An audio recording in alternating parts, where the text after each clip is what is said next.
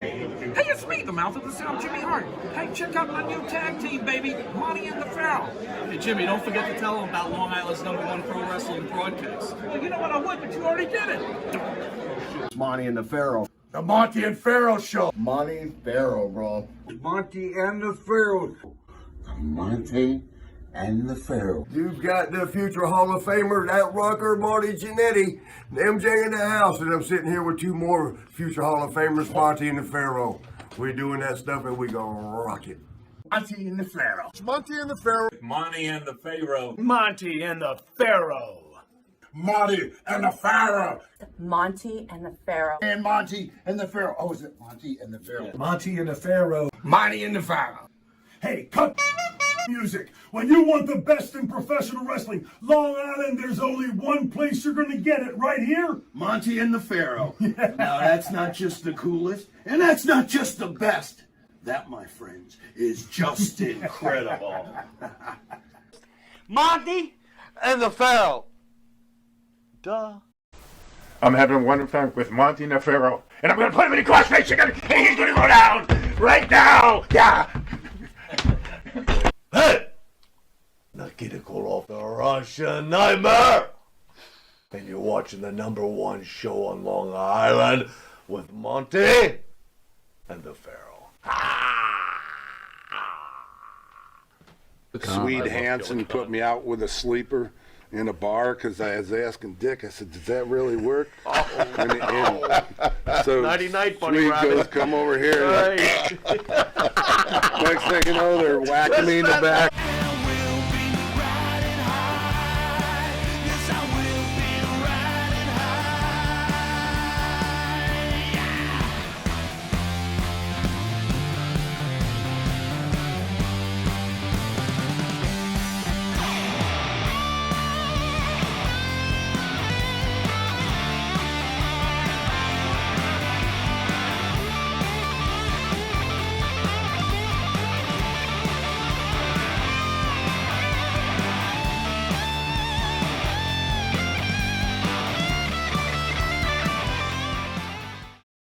All right, welcome back to Long Island's #1 pro wrestling broadcast. Monty and the Pharaoh, only seen here out of Indie Music TV in Ronkonkoma, Long Island.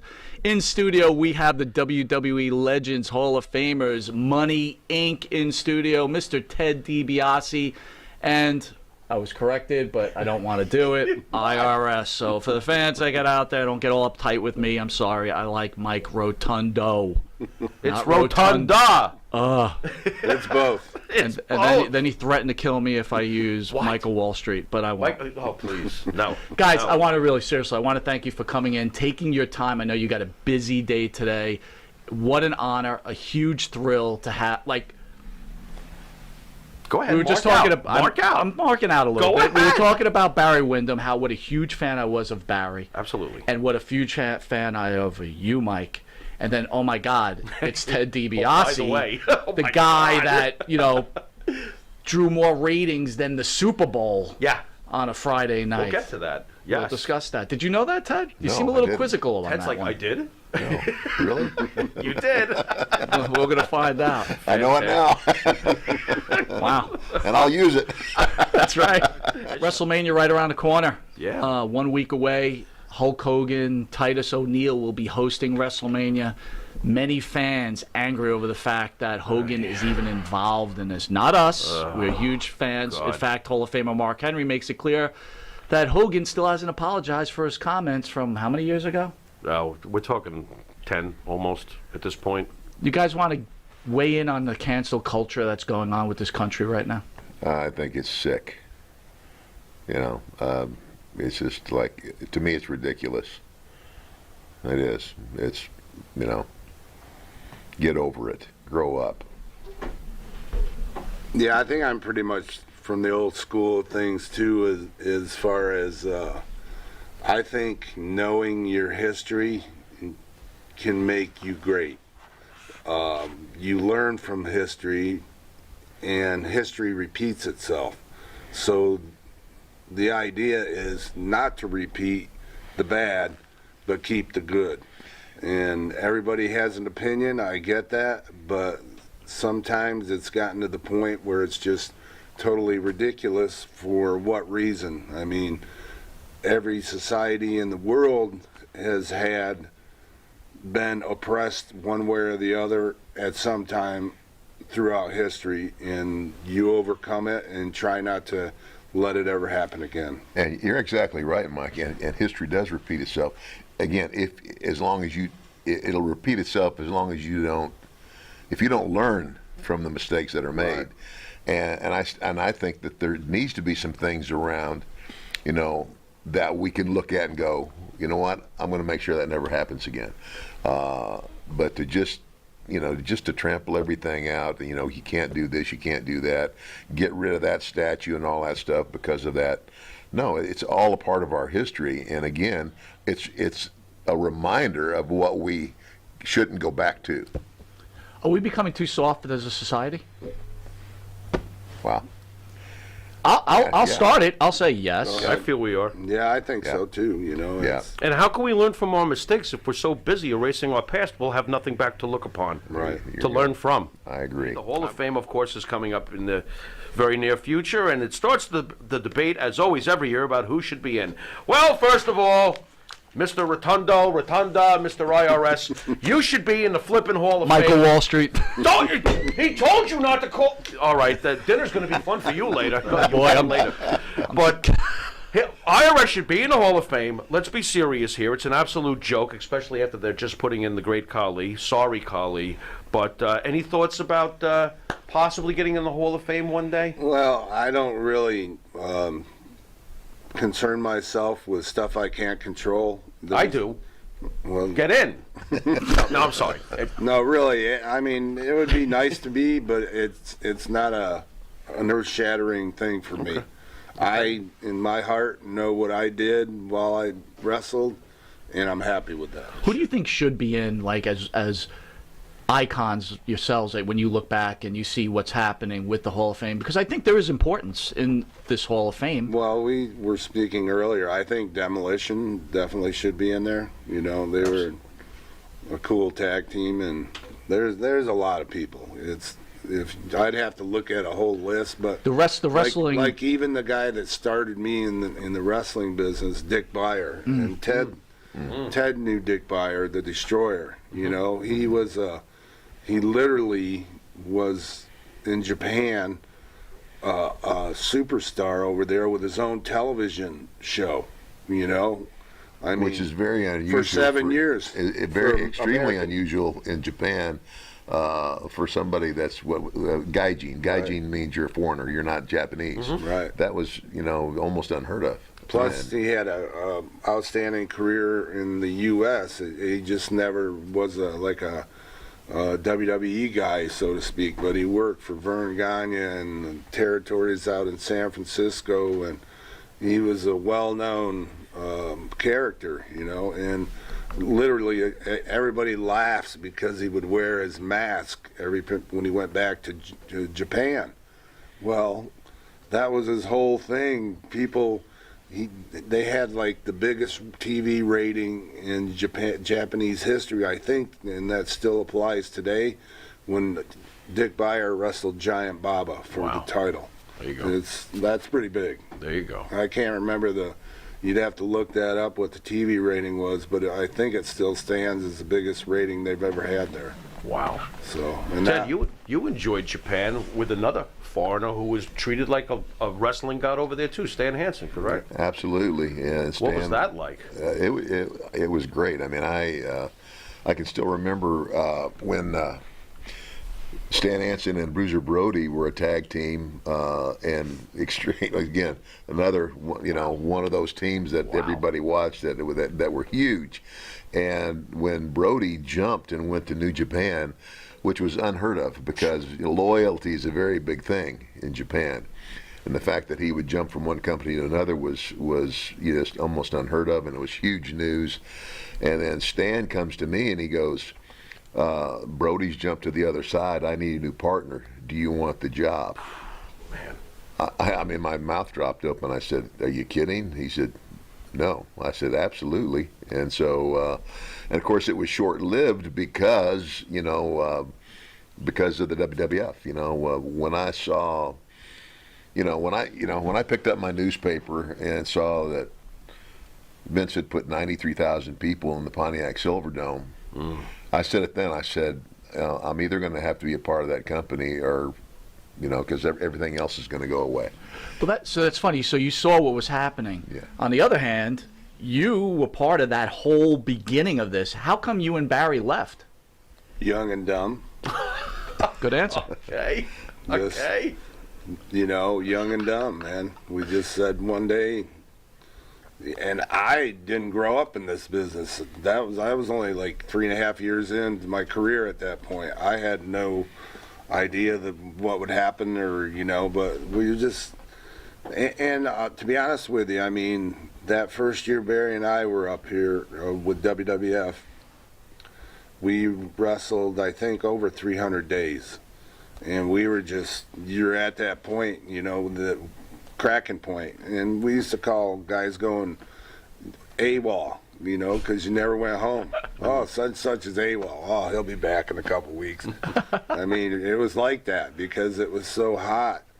Everything was selling out, and you would go to TV every 3 weeks and get a stack of tickets like that with rubber band around and your booking sheet on there, what towns you were going to. Every morning you were up at 6 a.m. taking 2 flights on whatever airline was going there. Get to the town, boom, same thing the next day. Yeah, I mean, it was nonstop, and it was tough, And I was young. Can't even mention like a guy that was, like in his mid-40s trying to keep up with that pace. And we just cracked one night and said, left. And I came back and finished my bookings, but it also worked out for me because what happened out of the situation, I went back to work for like NWA, and that was the first time I had ever started being a heel in the varsity club, which I thought worked really good. And then at least I had some experience leading up to when I ended up going back to WWF at the time to become IRS, and then team up with Ted and then go from there. But I had some experience. It would have been hard to switch over to heel if I'd have stayed in WWF. Makes sense. I called Bruce, and he said, okay, 2 things have happened since you left. Number one, Bill Watts has just sold his territory to Jimmy Crockett. As soon as I heard that, I know Bill. Bill's a smart guy. He saw what was coming. He saw, look, I'm not going to be able to compete with this. And so he sold out. And so I told Bruce, and he said, the other thing is, Vince McMahon is very interested in you, and he says when you get back, do not sign a contract with Crockett before you have a chance to talk to Vince McMahon. And the rest is history. So you mentioned Pat Patterson. Last December we lost Pat Patterson. Can you guys share your thoughts on that? Oh gosh, Pat Patterson, another guy in my opinion who had a world knowledge and about the psychology of wrestling. And quite frankly, if I ever had a question about something I was asked to do, or if I ever needed, like if I got into a position where I needed some help, if he was available, he's always the first guy I'd go to. And I think, I'm not sure, but I think he had something to do with the development of my character, which was basically Vince's idea, But Bruce told me that this was funny. Vince and him took a flight somewhere, and he said, "Bruce," he said, "I'm gonna prove a point to you. Everybody's got a price." So they're sitting in first class, and this was before you could still smoke on a plane, and Vince hates smoke. So this guy, either in front of him or behind him or next to him, lights up a cigarette, and he says, "Man, I can you please put your cigarette out?" He says, I'm sorry. He says, "But I paid for my seat, da da da da da." And so he goes, "Man, I'll give you a couple $100. He says, "I'm sorry." He says, "Hey, look, I'll give you $500. And he says, "I'm sorry." He says, "I'll give you $1,000." puts a cigarette out and he takes the money. and he looked at Bruce. He said, "See, everybody's got a price." And so, anyway, that's. But I'm sure that Pat had something to do with that, the development. Can you clear up one thing for me personally? So you're in the WWF or WWF at the time, and you're the North American champion, and they come up with this idea. I think Vince Sr. comes up with the idea of the Intercontinental title, and then you're supposed to have this match in what? Rio de Janeiro with Patterson for the Intercontinental. Okay, what happened is the first time I went to New York, until then, my understanding was they had a world champion, world tag team champions, female world champion, and female tag team champions, and that was the only titles that they had. And so when they brought me in as the North American heavyweight champion. First time they introduced a new title to the territory. And so I don't know, a little while went on, and I just happened to mention to Vince Sr., I said, you know, Bill Watts has a North American champion in Mid-South. And he said, I didn't know that. So that's what, you know, it was kind of like like a respect thing. And so they made up a story, is what they did, is that, you know, like Pat beats me, you know, for the North American title, and then goes off to this tournament in Rio de Janeiro where all of these champions put their titles up, and whoever comes out of that tournament, the winner, is the Intercontinental champion. So there is no match, there is no tape on it, you can't find it. No. Because there's people claiming there's tape on it. Oh, I have it. No, it never happened. It was a story. Wait a minute, Pat was supposed to be Southern heavyweight champion. When did that happen? That's the other mystery to this whole thing. Mike, how about your memories of Pat? Yeah, Pat was a great psychologist and had a lot of experience, and, you know, had seen a lot in the business and helped a lot of guys, you know. I remember Pat mostly when Barry and I first started back in 1984. Pat was a producer / agent on the road, and I worked with him one time at a bar mitzvah. They booked us at this bar mitzvah somewhere in New York. Patterson at a bar mitzvah. Yeah, Right. and that's what the kid wanted. That's what the kid wanted for his bar mitzvah. Pat Patterson. So we had That's three awesome. matches on the card, and I worked with Pat. And then we jumped in the car and drove to Washington, D.C. for our night show that weekend. You know, it was crazy. So, but yeah, and I remember I had just gotten married, and I got my wife on the road, which was basically the only time we ever got to see each other. I brought her on the road because I was never home. And Barry had a girlfriend on the road, and so we come back. We made it through this snowstorm, and Barry and I are on last with Sheik and Volkov, and we come back, and our wife, or my wife, and Barry's girlfriend are in the back drinking pina coladas with Pat. And I'm like, That's great. but that's, you know, and he was just happy. He's, I'm so happy you make it here. He's a We good thought we host. were Wait gonna a minute, that's a have pretty good chance." imitation of That- Pat. that That is actually- much better than you. You're the one who imitates Pat. I've never even tried to. I'm not even close to that. Can I hear another one? That We have was another right. one. Look at Now that. you guys, you left the pressure on me. No. For me, there was no life before wrestling, because my dad was not only a professional wrestler, he had been a national amateur champion. In 1946, while he was still in the Navy, right. he won the AAU National Heavyweight Wrestling title. And then post Navy, he went to Nebraska and lettered 8 times, 4 years in football, 4 in wrestling. 3 years in a row, he was conference heavyweight champion for the University of Nebraska. And Mike came into my life when I was 5. He wasn't my biological dad. He married my mother when I was 5, and my mother's given name was Gladys Nevins, but her wrestling name was Helen Hild. My mother was also a professional lady wrestler, Right. and a pretty dang good one. Right. And that's how they met, and they got married when I was in October of '59, when I was 5 years old. he came into my life, and the rest is history. I mean, that's like, the territorial days of wrestling, and he was a top performer everywhere he went. And again, had a tremendous relationship with Dory Funk Sr. I remember going to the first grade in Amarillo.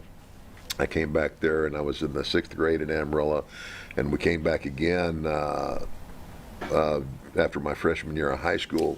Left Nebraska, and was going to finish high school in Texas, and my father died that summer. Working for Dory, and I went back and finished high school in Arizona, and then I had signed a scholarship to play ball at Arizona, University of Arizona.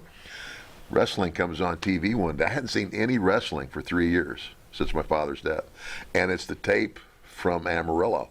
So they're coming into Arizona to run some shows. So I go to Tucson and visit the Funks, and Terry says, "Hey," he says, "I can get you a recruiting trip to visit West Texas." He says, "Even if you've decided what to do," he says, "just come back and see everybody." And I said, that'll be great. And so I went. That's all it took.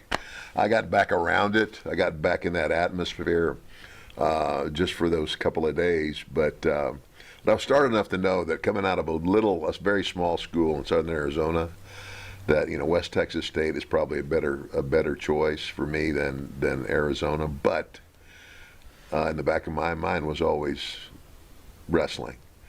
It's like, I'm going to get back around this, and it was always in my head. And so, biggest mistake in my life, I go 3 years college, play football for 3 years, get out of school. And at the end of my sophomore year, during the summer, I refereed in the territory. And I couldn't wrestle, but I could be a referee. You can learn a whole lot about the business being the third man in the ring. And then at the end of the next summer, at the end of my junior year, Dick Murdoch says to me, he says, "I'm going down to Mid-South to wrestle for Bill Watts." He said, "If you want to get your feet wet, I think I can get you booked." And so Bill went ahead and let me come in there, and I was going to wrestle for the summer and go back and finish school, and I never went back. Things went very well, very fast, and that's still the biggest mistake of my life. I mean, I was 1 year away from a degree in education, and It's not too late, Ted. You're right. Just got 1 year. I could still do it. One more year. That's too funny. I could still do it. I don't know if that's a mistake, though, man. I mean, considering what happened, It worked out. Oh, pretty rats! good. I turned out to be the $1 million man. Darn it! Mike, how about you growing up before wrestling? I grew up in upstate New York, basically on 180 acres of land.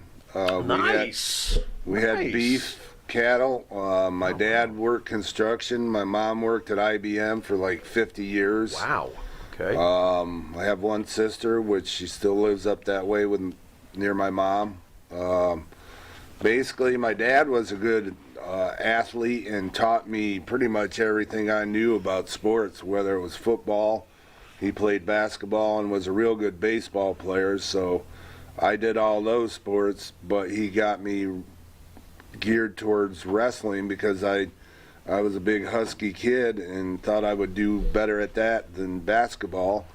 And then basically I kept, working and ended up Tom Coughlin, the coach of the Giants, Sure. was my recruiter to go to Syracuse University. Wow.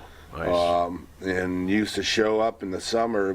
Some summers I'd stay home and some I'd stay in Syracuse, but I had a weight room there, and I'd work a job at a cable factory and then come back and I'm working out, and Coughlin would show up and say, "Okay, you're going down to the track with me." And I'm like, okay. After 10 hours of working and whatever, we go to the track and he has me running 220s and 440s and 40s and whatever, so. Is he the drill sergeant he appears to be? And I mean Yeah, that in a good but way. He's a legend here in New He's York a fair now. guy, though. Fair. He's a fair guy. I remember a guidance counselor of mine sent him a letter because I transferred to a little bigger high school my senior year because to get a better look at getting a scholarship. So I remember we wrestled Ithaca, New York, Ithaca High School. I went to high school in Owego, New York, my senior year, which was a little bigger than the high school I came from, but not really that big. So it came down to, which it does a lot in wrestling, the heavyweight match. If this team heavyweight wins, this team wins, or that the other way, you know. So I came down to one of those deals, and we used to get a good following. Our gymnasium was full there. We had a good wrestling team. So I pinned the kid pretty quick, and I'm coming off the mat, and Coughlin comes up to me like a kid in a candy shop. He was happier than I was. There you go. You know, but There you go. he liked that, you know, and that's the kind of person he was. I had no conception about ever getting in this business because where I grew up outside of Binghamton is where Owego is. Like WWF at the time it was WWF, right? Yeah. So that would come on at like 12:30, 1 o'clock. Sure. WOR, midnight. Sure. In the Friday night or whatever. Yeah. Late I night. didn't even know it existed. I swear to God. So that's a good And point. never had been to a pro match live until I was 23 years old and went with Dick Beyer. So it was like this. But I could tell the first time I ever went, Dick took me to Canada with him because he was working Montreal territory up there and Andre the Giant, Frank Valois, Gino Brito, and Dino Bravo owned the Montreal territory, and it was like a summer territory. And Dick was going up there. We'd go up there a week, and that's where I first met Andre. Killer Khan. Killer Khan. Killer Khan. I Swede love Hansen Killer Khan. put me out with a sleeper in a bar because I was asking Dick, I said, does that really work? So Nighty night, Bunny Swede Rabbit. goes, come over here. Right. Next thing you know, they're whacking me in the back.